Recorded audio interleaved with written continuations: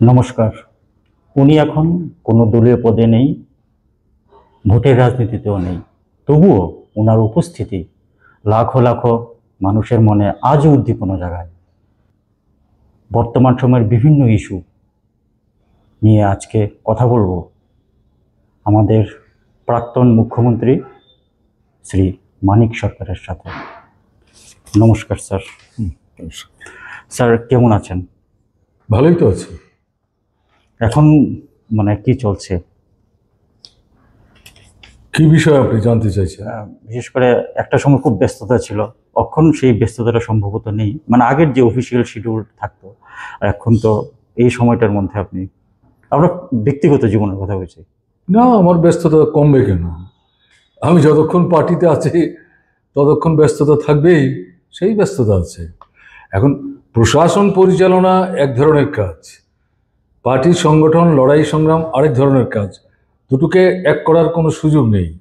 কাজেই সেদিক থেকে সরকারে নেই আমরা, কিন্তু আমাদের সাংগঠনিক রাজনৈতিক যে কাজ সেগুলো তো আছেই। লড়াই সংগ্রাম আছে, মানুষের সঙ্গে আমাদের যোগাযোগ রাখতে হয়, কেমন না? কাজেই সেদিক থেকে ব্যস্ততায় কোনো ঘাটতি নেই, এবং এটাই তো আমাদের আনন্দ। বর্তমান সময়ে বামফ্রন্টের সবচাইতে বড় চ্যালেঞ্জ কি? বামফ্রন্টের চ্যালেঞ্জ, হ্যাঁ, জনগণের সামনে যেগুলো বড় চ্যালেঞ্জ সেগুলো বামফ্রন্টের কাছে চ্যালেঞ্জ। তা আপনি যেটা বলছেন, খুব সংক্ষেপে যদি আমি বলি, আমাদের ত্রিপুরায় গণতন্ত্র ধ্বংস করে ফেলা হয়েছে। একদলীয় স্বৈরশাসন, শাসক বিজেপি ত্রিপুরার জনগণের বুকে চাপিয়ে দেওয়ার চেষ্টা করছে। আইনের শাসন ধ্বংস, জঙ্গলের শাসন কায়েম হয়েছে। ভোট প্রহসনে পরিণত করা হয়েছে। প্রকৃত ভোটার বড় সংখ্যায় নিজের ভোট নিজে দিতে পারছেন না। ভোটের অধিকার হরণ করে শাসক দলের যারা পেশিবহুল শক্তি, যাদেরকে তারা ব্যবহার করে, তাদেরকে ভিত্তি করে প্রকৃত ভোটারের ভোটের অধিকার হরণ করে তারা নিজেদের মতো করে ভোট দেয়। এখন আমাকে যেটা জিজ্ঞেস করেছেন, সাধারণভাবে এই মুহূর্তে ত্রিপুরার মানুষদের সামনে এগুলো হচ্ছে মূল সমস্যা, চ্যালেঞ্জ। এগুলো হচ্ছে চ্যালেঞ্জ, এবং এটা আমি একটা দিক বললাম। এবং সরকারটাই তো চলছে প্রহসনের ভোটের উপর ভিত্তি করে। 2018-র পর এখন অব্দি যা ভোট হয়েছে বিজেপি শাসিত ত্রিপুরায়, কোনো ভোটই ঠিকঠাক মতো হয়নি। এর বাইরে যেটা আমি সংক্ষিপ্ত করার জন্য বলছি, সেটা হচ্ছে মানুষের জীবনের বাঁচা মরার প্রশ্নের সাথে যে বিষয়গুলি যুক্ত, অর্থনৈতিক, কাজ নাই, রোজগার নাই, কেনবার ক্ষমতা নাই, অর্ধাহারে দিন কাটাচ্ছেন, অনাহারে দিন কাটাচ্ছেন, সন্তান বিক্রি করতে বাধ্য হচ্ছেন, অনাহার মৃত্যু ঘটছে। কাজ খাদ্যের সন্ধানে ত্রিপুরা ছেড়ে ত্রিপুরার বাইরে যাচ্ছেন আমাদের রাজ্যের ছেলেরা, দেশের বাইরেও যাচ্ছেন। এই পরিস্থিতিতে কাজ চাই, রোজগার চাই, কেমন না? এই যে একটা পুজো গেল, এটাকে ভিত্তি করে 1 মাস ব্যাপী একটা উৎসবের আমেজ তৈরি হওয়া দেখতে আমরা অভ্যস্ত ছিলাম। এবারে আমরা কি দেখলাম? আপনি ছোট ছোট দোকানিদের জিজ্ঞেস করুন, তাদের কাছ থেকে সমস্ত জানবেন, বুঝবেন। আপনি আগরতলার মানুষ, নিশ্চয়ই পুজোর সময় আগরতলা ছিলেন, আপনি দেখেছেন। কাজেই রেগার কাজ নাই, টুয়েপের কাজ নাই, সরকারের 32 থেকে 34টা উন্নয়নমূলক দপ্তর, তাদের কাজ নাই। এই কাজগুলি যদি না থাকে দৈনিক শ্রমের উপর ভিত্তি করে যারা আয় উপার্জন করে বেঁচে থাকার চেষ্টা করেন, দিন আনেন দিন খান, তারা এই উৎসব আনন্দে অংশগ্রহণ করবেন কি করে? কাজেই এই উৎসব আনন্দ উপভোগ করেছেন আমাদের রাজ্যের জোট সরকারের মন্ত্রীরা, মুখ্যমন্ত্রী সহ। তা না হলে পরে তারা আপনার কার্নিভেল করতে পারে লক্ষ লক্ষ টাকা খরচ করে। আগরতলা শহরটা পর্যন্ত পরিষ্কার করলো না, কারণ ওটা করতে গেলে মজুরি দিতে হবে। তোমার যদি টাকারই সমস্যা থাকে, এই কার্নিভেলের নামে এই পয়সাগুলি কি করে খরচ করলে? ফলে এই সমস্যাগুলো সমাধান চাই। ফলে আপনি যেটা বলছেন যে চ্যালেঞ্জ কি, এগুলি জনগণের চ্যালেঞ্জ দুদিক থেকেই। সংক্ষেপে আমি বললাম, জনগণের সামনে চ্যালেঞ্জ, এগুলো আমাদের সামনে চ্যালেঞ্জ। কিন্তু মানুষের রিপারকেশনটা ফেসবুকে কিছু কিছু দেখা যায়, কিন্তু ইন জেনারেল এতটা দেখা যাচ্ছে না। তারা কি অবস্থার সঙ্গে তারা জুঝছে আপনার মনে হয়? মোটেই না, সন্ত্রাসের কারণে একদলীয় স্বৈরশাসন কায়েম করতে চাইছে, গণতন্ত্রকে ধ্বংস করে ভোটকে প্রহসনে পরিণত করে। মানুষের উপর যদি আস্থাই থাকে, আর মানুষের যদি সরকারের উপর আস্থা থাকে, তাহলে আপনি গণতন্ত্র সংস্কার করবেন কেন? ভোট প্রহসনে পরিণত করবেন কেন? ভোট জালিয়াতি করবেন কেন? আমার ভোট আপনার ভোট হরণ করে নিয়ে নিজেদের মাসুম ব্যান্ডদের দিয়ে ভোট দিয়ে নিজের জয় নিশ্চিত করার চেষ্টা করবেন কেন? কাজেই সেদিক থেকে এগুলোর বিরুদ্ধে যাতে কথা বলতে না পারে, প্রতিবাদ করতে না পারে, রাস্তায় বেরোতে না পারে, এদের যে দেওয়া প্রতিশ্রুতি রূপায়িত করেনি, বাস্তবায়িত করেনি, এগুলো প্রহসন, অসত্য। আমি মিথ্যা শব্দটা ব্যবহার নাই বা করলাম ভদ্রতার কারণে, মানুষ মানবে না এটা। কাজেই এই প্রতিবাদী কণ্ঠস্বরকে স্তব্ধ করার জন্য এই সন্ত্রাস, ফেসিবাদী সন্ত্রাস বলছি আমরা এটা। ভারতবর্ষের পশ্চিমবাংলাকে বাদ দিলে পরে ত্রিপুরায় যে সন্ত্রাস চলছে, এরকম সন্ত্রাস অন্য অনেক রাজ্যেই কিন্তু নাই। এমনকি বিজেপি শাসিত বিভিন্ন রাজ্যের কথাও আমি বলছি, ত্রিপুরায় স্বতন্ত্র চলছে। বলে আপনি যেটা বলছেন যে মানুষকে এটার সঙ্গে মিলিয়ে নিচ্ছেন, মিলিয়ে নিলে তো ওদের এই সন্ত্রাস করার দরকারই ছিল না, ভোটে প্রহসন করার দরকারই ছিল না। মোটেই ঘটনা তা না। কিন্তু এভাবে কি দিনের পর দিন চলতে থাকবে আপনার মনে হয়? মানুষের উপর তো বিশ্বাস রাখতে হবে। মানুষ অভিজ্ঞতার মধ্য দিয়ে শেখে। অভিজ্ঞতা হচ্ছে মানুষের জীবনের শ্রেষ্ঠ শিক্ষক। মানুষ দেখছেন, মানুষ উপলব্ধি করছেন। এই যে 18 নির্বাচন হলো বামফ্রন্ট সরকার থাকার সময়, এই নির্বাচন নিয়ে তো কেউ প্রশ্ন করেনি। এবং তাদের যে ভোটের পার্সেন্টেজ, তাদের যে আসন, 5 বছর সরকার চালানোর পর যে ভোট হলো, তাতে ভোট কমলো কেন? শতকরা হারে ভোট কমলো কেন? আসন কমলো কেন? এটা বুঝতে হবে। এগুলিকে খুব বেশি বিশ্লেষণ করে বলার দরকার আছে। কাজেই মানুষই তো ভোট কমিয়েছে, মানুষই তো আসন কমিয়েছে, মানুষই তো তাদেরকে সরকার থেকে উচ্ছেদ করার চেষ্টা করেছে। বাঁচালোটাকে তীব্রমতা, নাহলে তো সরকারটাই চলে যায়। তাহলে এরকমটাই চলবে যেটা বলছেন না, এরকমটা চলতে দিতে ত্রিপুরার অধিকাংশ মানুষ চান না। চান না বলেই তো তাদেরকে হটিয়ে দেওয়ার চেষ্টা করছিলেন, বাঁচিয়ে দিলেন মাঝখান থেকে আরেকটা প্রতারণার খেলা খেলে। কাজেই মানুষের যে অভিজ্ঞতার একটা মূল্য আছে, এবং তার উপর ভিত্তি করে আমাদেরও মানুষের উপর বিশ্বাস রেখেই চলতে হবে, কেমন না? একসময় বামপন্থী আন্দোলন, আমি যদি জনশিক্ষা আন্দোলন থেকে ধরি, সেই 1945 সাল থেকে, এবং গ্রাম পাহাড়ে দশরথ দেবের নেতৃত্বে বিপুল সাড়া ফেলছিল বামপন্থীদের যে জন্ম সেই থেকেই। কিন্তু আজকে দেখা যাচ্ছে পাহাড়ে বামপন্থীরা লগভগ জিরো। তো এই পরিস্থিতি থেকে আপনার কি মনে হয় যে ত্রিপুরার যে আদিবাসী রাজনীতির গতিপথ চেঞ্জ হয়ে গেছে? একটা অংশ তো বিভ্রান্ত হয়েছে, এটা তো অস্বীকার করা যাবে না। শুধু আদিবাসী কেন বলছি আমি, অনাদিবাসী যারা, কেমন না, তাদের মধ্যে বিভ্রান্তি ছড়ায়নি? যদি নাই ছড়াবে, তাহলে যে বিজেপির ভোট 2018 আগে শতকরা 5 ভাগের নিচে ছিল, এটা 18 নির্বাচন 51 হলো কি করে? বামফ্রন্টের ভোট 5 থেকে 7 ভাগ কমলো কি করে? কংগ্রেসের ভোট যেটা 42-43 ভাগ ছিল সেটা 2 ভাগের নিচে চলে আসলো কি করে? বাকি ভোটগুলি বিজেপির বাক্সে গেল কি করে? বিভ্রান্তি তো একটা ছিল, এবং এটা একটা জায়গায় দাঁড়িয়ে আছে মনে করার কারণ নেই, কমছে। এটা থেকে বেরিয়ে আসার চেষ্টা করছে।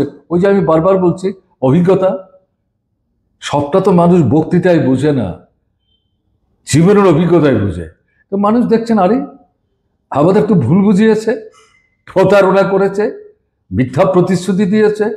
293, তার থেকে বাছাই করে 10, একটা তো কার্যকরী করছে না। এগুলো নিয়ে কথাই এখন বলতে পারছি না, বলতে গেলেই আক্রান্ত হচ্ছি, কেমন না?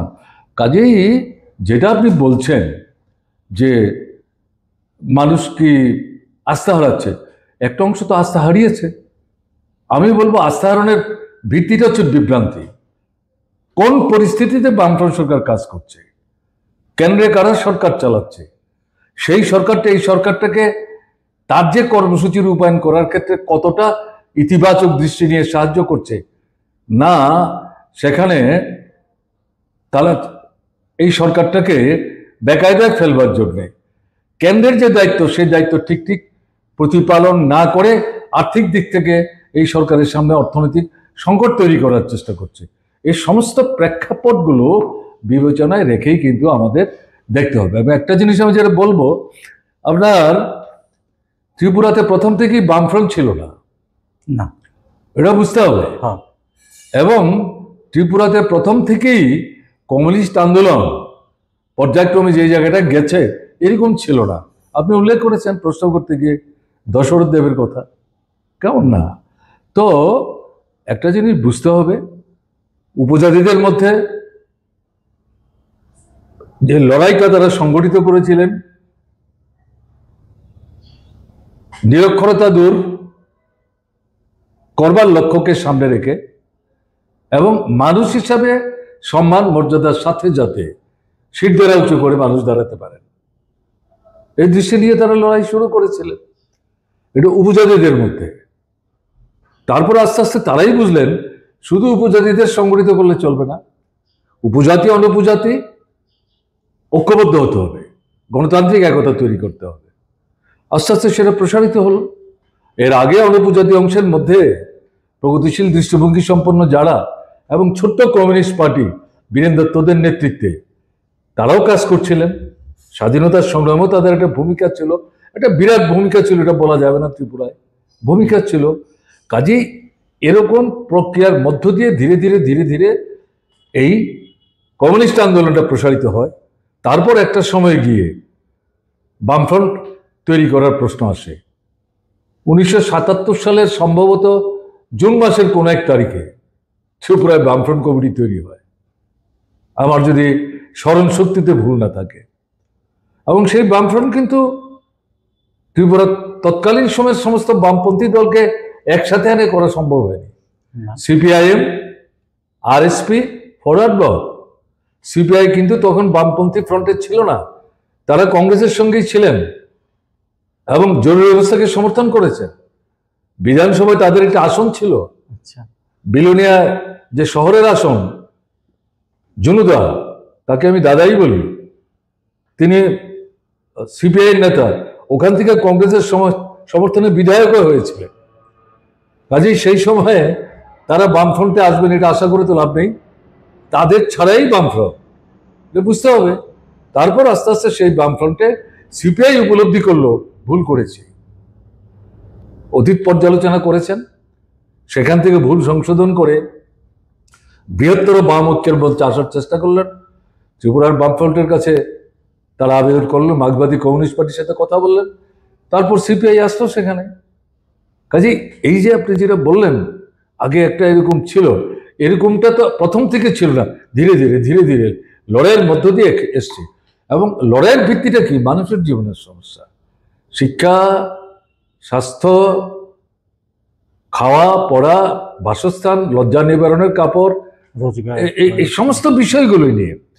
ফলে এখন যেটা বলছেন তাহলে কি হবে, এগুলি নিয়েই তো আমি যেটা আপনার প্রথম প্রশ্নের পরিপ্রেক্ষিতে যেটা বললাম, এই গণতন্ত্র যেভাবে সংহার করা হয়েছে, ফ্যাসিস্ট রাজত্ব কায়েম করা হয়েছে, এবং অর্থনৈতিক দিক থেকে প্রচন্ড রকম একটা সংকট তৈরি করা হয়েছে। না হলে সন্তান বিক্রি করে বাবা মা, বুঝতে পারছেন? কাজে এই জায়গাতে এই বিষয়গুলি নিয়েই তো আমরা লড়াই করছি।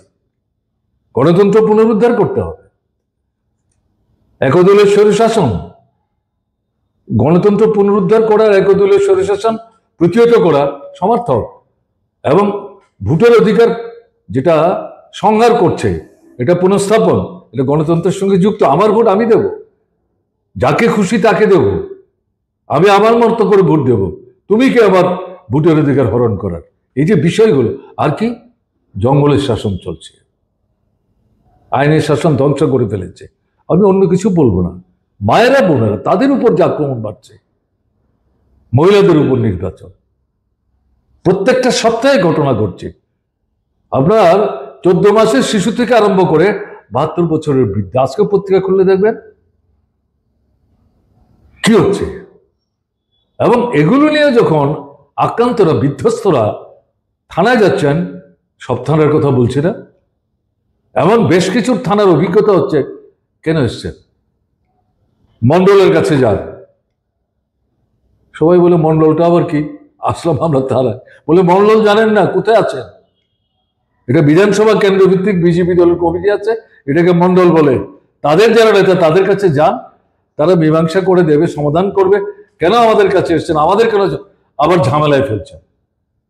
আমরা কোর্টে যাব, আপনাদের পয়সা খরচ হবে, মকদ্দমার সমাধান হবে না, আবার আক্রান্ত হবেন। কেন এগুলি করার চেষ্টা করছেন? এই হচ্ছে অনেক থানায় থানেদারদের বক্তব্য। কি চলছে? এটা চলছেটা কি? নেশামুক্ত ত্রিপুরা করবেন। গত 3 দিন 4 দিন যাবৎ কি বেরোচ্ছে? আপনার ট্রেনে করে বগি ভর্তি করে করে নেশার সামগ্রী আসছে। কি সম্ভব কিভাবে? আমি তো এটাই বুঝতে পারছি না। সেটাই তো মানুষের প্রশ্ন। এবং এটা যে কোনো লোক করছে ঘটনা তা না। কোথায় স্লোগান, কোথায় বাস্তবতা? কাজে এই জায়গায় দাঁড়িয়ে এগুলোকে মোকাবেলা করেই শান্তির রাজ্য পুনঃস্থাপন করতে হবে। এবং এখন কি হচ্ছেটা কি?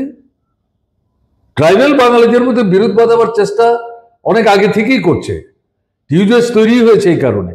এটাকে মোকাবেলা করে, কোণঠাসা করে, ঐক্য রক্ষা করে, সুদৃঢ় করে বামফ্রন্ট, মার্ক্সবাদী কমিউনিস্ট পার্টি এই ত্রিপুরায় বামফ্রন্ট সরকার তৈরির ক্ষেত্রে সাফল্য অর্জন করেছে। হিন্দু, মুসলমান, বৌদ্ধ, খ্রিস্টান ধর্ম যার যার ব্যক্তিগত, সরকার রাষ্ট্রের ধর্ম নিয়ে হস্তক্ষেপ করার কোনো সুযোগ নাই। এরকম একটা জায়গায় দাঁড়িয়ে ত্রিপুরা এখন কি চলছে? বিজেপি, RSS, বিশ্ব হিন্দু পরিষদ হিন্দু মুসলমানের মধ্যে বিভাজন তৈরি করার চেষ্টা করছে। এরকম তো ছিল না ত্রিপুরায়। কাজেই এই যে পরিস্থিতিগুলো, এগুলো শাসক দলের চরম দুর্বলতা। এটা হচ্ছে নিদর্শন। জনগণের উপর আস্থা রাখতে পারছে না, কারণ জনগণ তাদের উপর আস্থা হারিয়েছে। কাজে এই পরিস্থিতিতে এই চ্যালেঞ্জ হচ্ছে জনগণের, এটাই আমাদেরও চ্যালেঞ্জ। এই ঐক্যবদ্ধ লড়াইয়ের মধ্য দিয়ে মানুষ তো বসে নেই।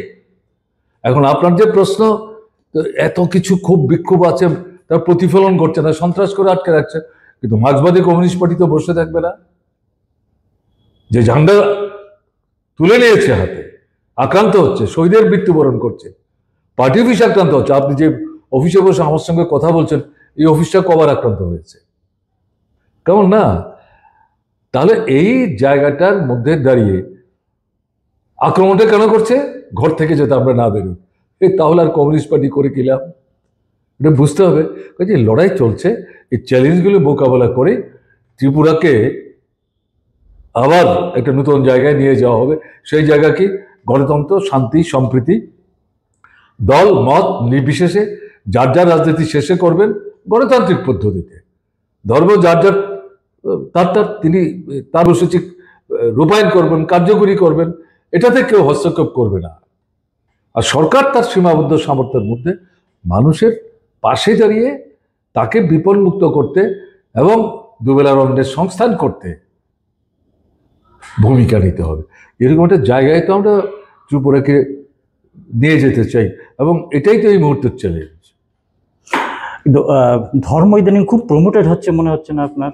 ধর্মটাকে ইচ্ছে করে প্রমোটেড করা হচ্ছে। আরে এটাই তো RSS, বিজেপি, বিশ্ব হিন্দু পরিষদ, তাদের তো একটা রাষ্ট্রীয় চেতনা আছে তাদের মতো করে, তো এটা আপনি কি তাদের বলতে রাষ্ট্রীয় চেতনাটা এটাই, ধর্মের কথা বলে এবং তার সাথে যেখানে সুবিধা হয় বর্ণের কথা বলে, সম্প্রদায়ের কথা বলে, কোথাও সরাসরি নিজেরা, কোথাও অন্যদের আশ্রয় নিয়ে মানুষের মধ্যে বিভাজন তৈরি করে, অল্প ভোট নিয়েও যাতে সরকারে থাকতে পারে, এবং সরকারে থাকার মধ্য দিয়ে গরিব মানুষের স্বার্থ রক্ষা করে না, বড় পুঁজিপতি, সাধারণ পুঁজিপতি, যোদ্ধা, জমিদার, কালোবাজারি, সুদখোর মহাজন এবং বাজারে সংকট তৈরি করে অতি মুনাফার মধ্য দিয়ে যারা পুঁজির পাহাড়কে পর্বতে পরিণত করে তাদের স্বার্থ রক্ষা করে, এটাই তাদের শ্রেণী দৃষ্টিভঙ্গি।